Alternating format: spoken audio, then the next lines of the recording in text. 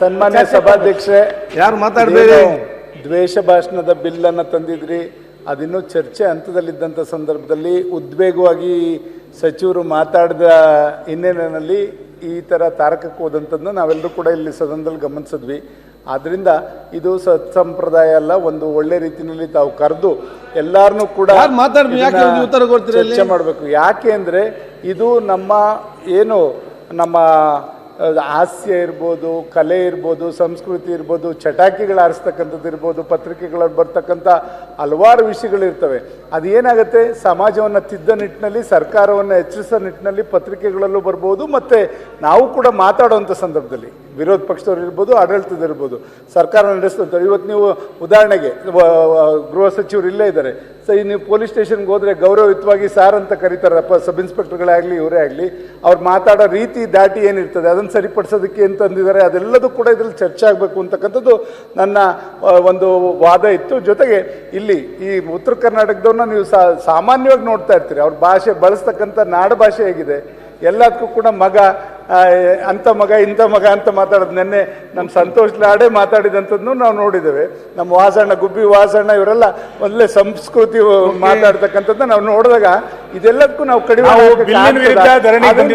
ಒಂದು ಬಿಲ್ ಮತ್ತೆ ಮರುಪರಿಶೀಲನೆ ಮಾಡಲಿಕ್ಕೆ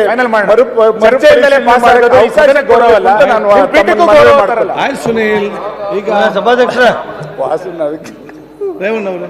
ಮಾನ್ಯ ಸಭಾಧ್ಯಕ್ಷರೇ, ಇದ್ರ ಬಗ್ಗೆ ಸವಿಸ್ತಾರವಾಗಿ ಚರ್ಚೆ ಆಗಬೇಕಾಗುತ್ತೆ.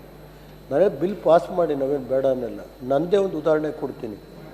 ನನ್ನ ಮೇಲೆ ಯಾವುದೇ ದಾಖಲೆ ಇಲ್ಲದೆ ಬೆಂಗಳೂರಿನಲ್ಲಿ ಕೇಸ್ ರಿಜಿಸ್ಟರ್ ಮಾಡಿ ಇವತ್ತು ಯಾವ ರೀತಿ ನಡೀತಾ ಇದೆ ಅನ್ನೋದನ್ನ ನೀವು ನೋಡಬೇಕು. ನನ್ನ 6 ಬಾರಿ ಶಾಸಕನಾಗಿದ್ದೀನಿ.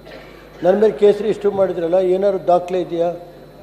ಯಾವ ರೀತಿ ಮಾಡಿದ್ರು? ಬೆಂಗಳೂರಿನಲ್ಲಿ DG ಹತ್ರ ಕರೆಸಿ ಇಂಥದನ್ನ ಆದಾಗ ಇದು ದ್ವೇಷದ ರಾಜಕಾರಣಕ್ಕೆ ಒಂದು ನಾಂದಿ ಆಡುತ್ತೆ. ಇಲ್ಲಿ ಹೋಮ್ ಮಿನಿಸ್ಟರ್ ಕೂತವ್ರೆ, ಹೇಳಲಿ ಅವರು ಸತ್ಯ ಹೇಳಲಿ ಇದ್ರ ಮುಂದೆ. ಇಂಥ ನೀಚ ಕೆಲಸ ಮಾಡೋಕ್ಕೆ ಹೋಗಬಾರ್ದು. ಅದನ್ನು ನಾನು ಖಂಡಿತವಾಗಿ ಇದನ್ನು ವಿರೋಧಿಸಬೇಕಾಗುತ್ತೆ. ಒಬ್ಬ ಶಾಸಕನ ಹಕ್ಕನ್ನು ಕೇಳುವಂಥ ಸನ್ನಿವೇಶ ಇದೆ.